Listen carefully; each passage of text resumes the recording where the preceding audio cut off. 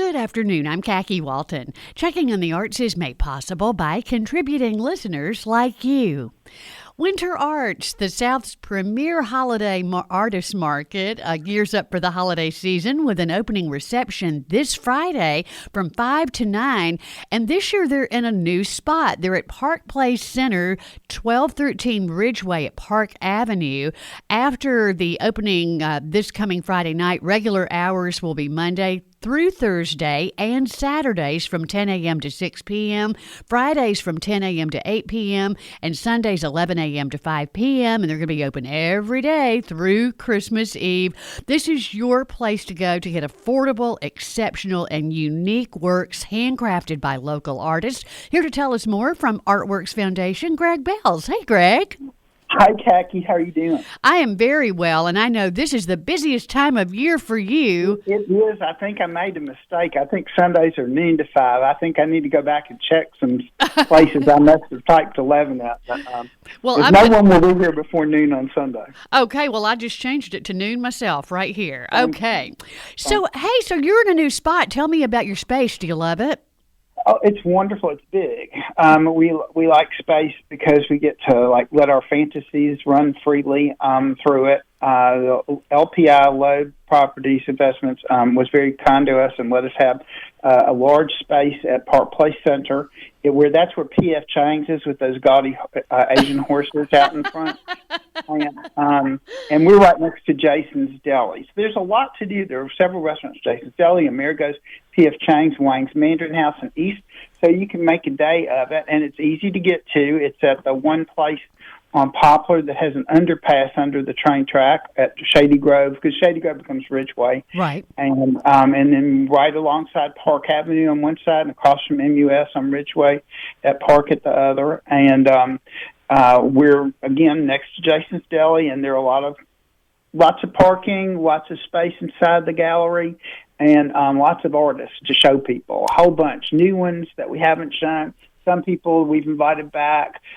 Some large pieces that it always makes me happy when we can showcase some very large statement pieces because we look more like a museum, which is what we are. Oh, my gosh, that's fantastic. I did notice some new names. Is Jamie Van Eckel new? Yes, she is. She's here now. I need to go and see what she's doing. But she makes baskets. She's a basket weaver from way down in Mississippi. I can't remember the name of the town, but I think it's near Baldwin somewhere. No, she's in Boonville.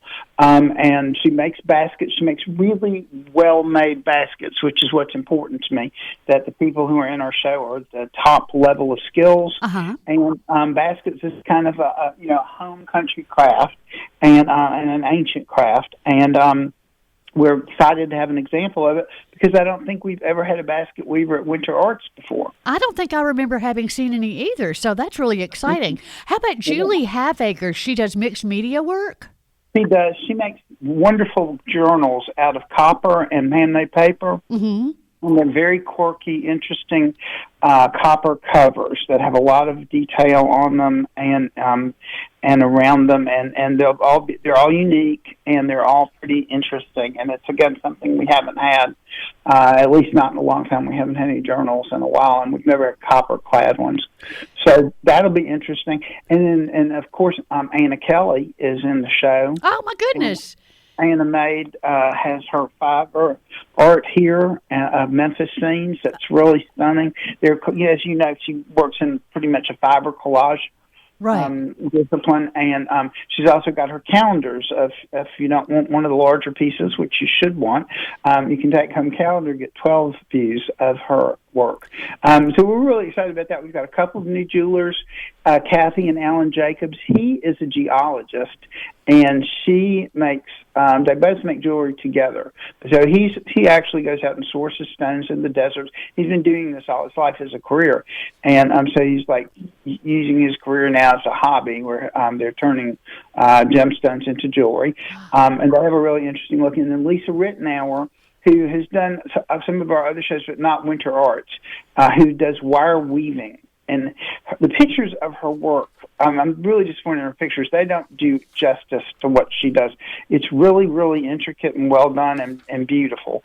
And I'm very pleased to have her with us as well. I'm looking at one of her bracelets right now, and this is a good time to bring up that if you go to winterarts.org, there's Meet Our Artists, and then you scroll down, and there are photographs of the different things that the different artists do. So you can see her bracelet there. You can see work by Helene Fielder and the glass artist Dale Strand. Really, when I saw Julie Halfaker's mixed media piece, I didn't realize it was a journal cover, but it's super cool. I mean, there's a photograph there of it. And she even includes like an antique photograph of someone, and I just love the way that it looks. Yes, they're all different. They're all different. Again, Lisa Rittenauer's picture on her website is not good. The piece itself is stunning. It's much better when you see it in person, which is what you're supposed to do, because you can see everybody else's work, too. I mean, the others in jewelry that we have are, of course, Dorothy Northern and Nancy Rourke and Lisa Butts. And and Ainsley Larson making her Sankey egg jewelry. Okay, now explain that to people, because I didn't know what that meant, and I'm looking at a picture now, which gives me a better idea. It's very timely, because Sankey is an ancient art form from Ukraine. It's Sankey writing. It's the Easter egg decorations that they do in Eastern Europe. Right. And it's the Ukrainian discipline. She got tired of making eggs, because we have some lovely egg ornaments that are Christmas ornaments that look just like the Ukrainian Easter eggs, but they're for Christmas. And she decided that when she saw that jewelers sold more than she did, she started cutting her eggs up with a Dremel after she completed them and making earrings out of them and pendants. Oh. Yeah, and then she perfected a way to enamel them with it's acrylic to keep them from breaking. So they're very, very interesting, and they start out as an entire Sankey egg, and then they're cut up into pieces of jewelry. And she does that with the intent of doing it, so the design works on the jewelry. Ainsley will tell you all about it, and we do have displays. In each display, I insist, and some listen, that they have a screen that depicts their process, so that people can learn about the skill and talents and the steps involved in creating all of the work that's shown here. I love it.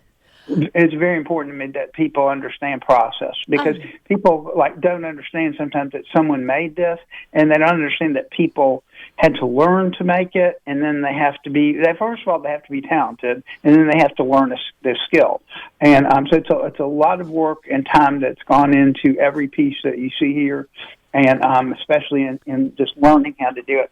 So we've got all kinds of people. Lisa Mergen with her incredible painted silk garments, Vicki Ripperman with her woven garments of bamboo and silk, and that's woven. Sis Viss, Mary Ambrose, she's a very interesting person.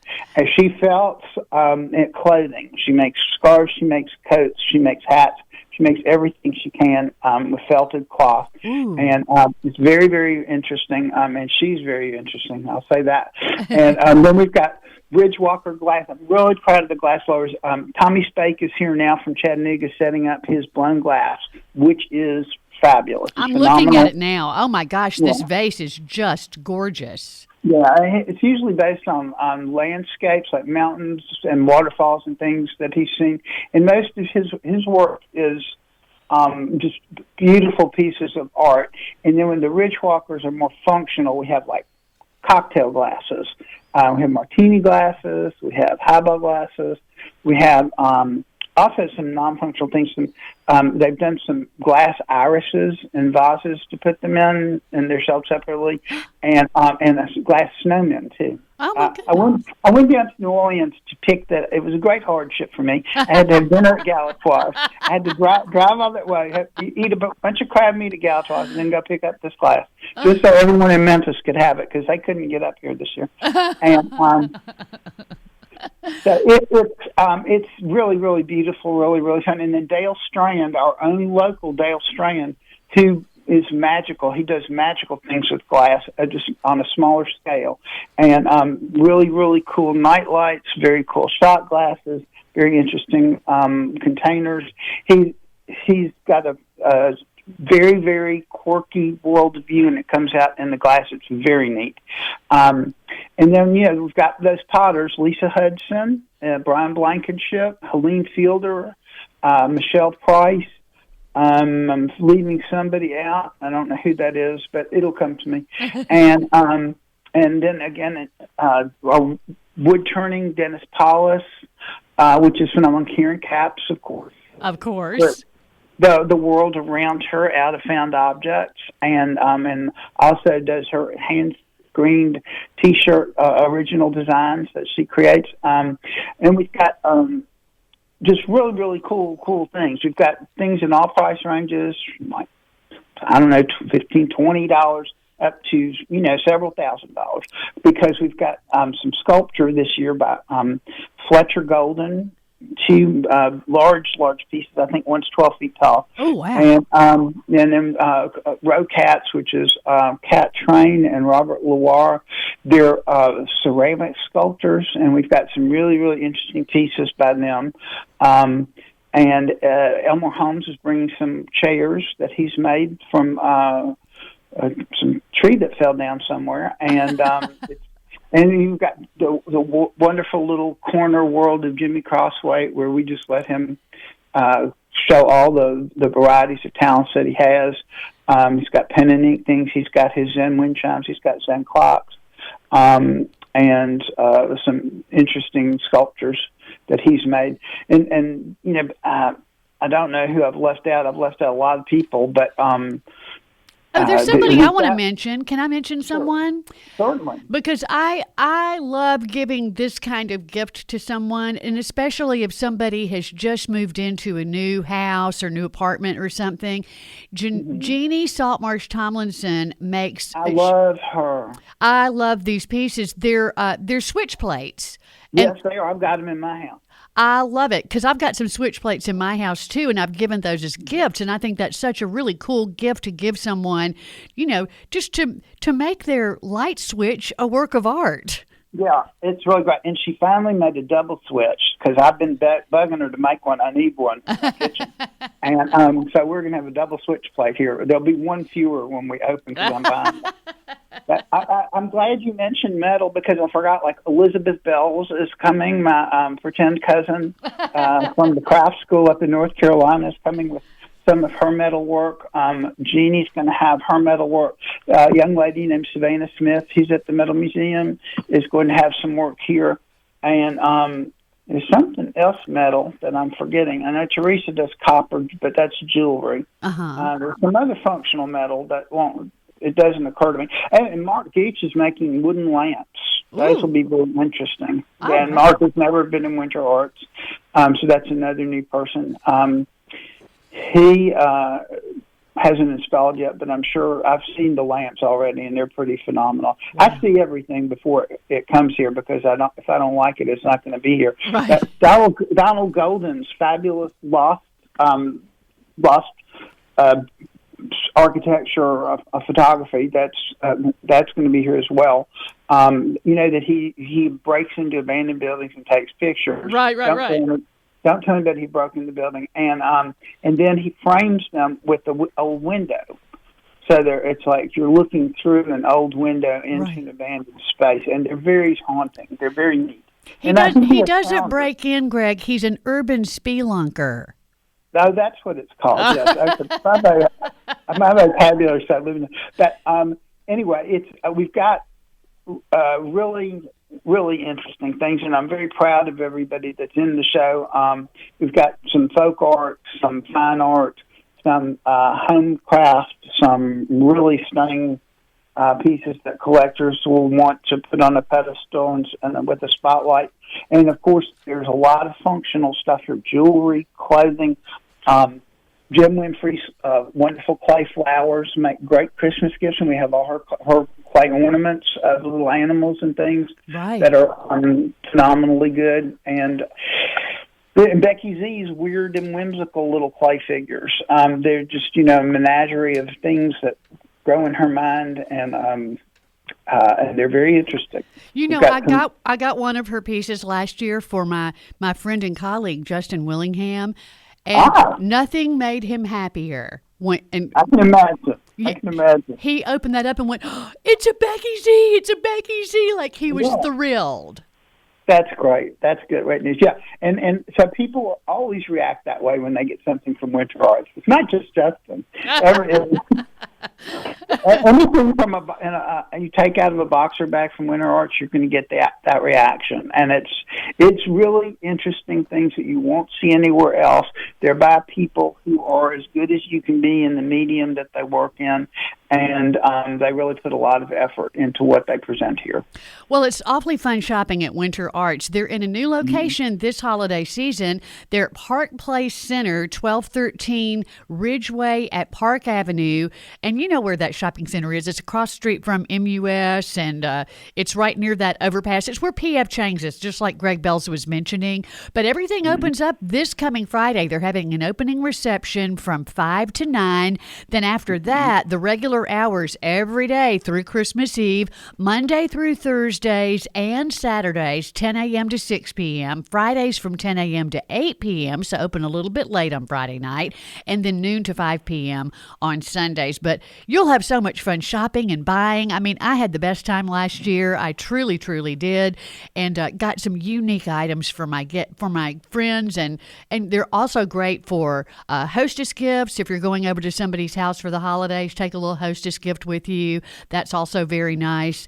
But some things that really connected personally with my friends. I'm thinking of Karen Bottle Caps and her magnets that depict the Antenna Club and the Shack Up Inn in Clarksdale. Like, I gave those to people and they just loved them. So a lot of great opportunities to brighten up your friends and family this holiday season, buying them the gift of original art at WinterArts. Again, if you want to take a look at some of the artists' work, it's all on the WinterArts website, and that's winterarts.org.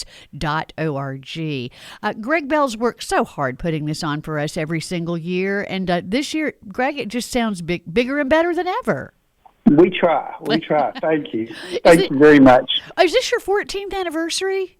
It is the 14th year. It's been 13 years since we first opened the first one. It's very confusing. It's like you're born, you're zero, and this is the 14th edition of the show. And we do try to strive to have something different every year and something a little better every year, and to surprise us, to make people's holidays special. Well, you're certainly really good at doing that. And I'll see you soon at the WinterArts Holiday Artist Market. Again, winterarts.org for more information. Greg Belz from the Artworks Foundation, my guest this afternoon. Thanks so much. Thank you, Khaki. See you soon. Thank you, Khaki. See you soon. Thank you, Khaki. See you soon.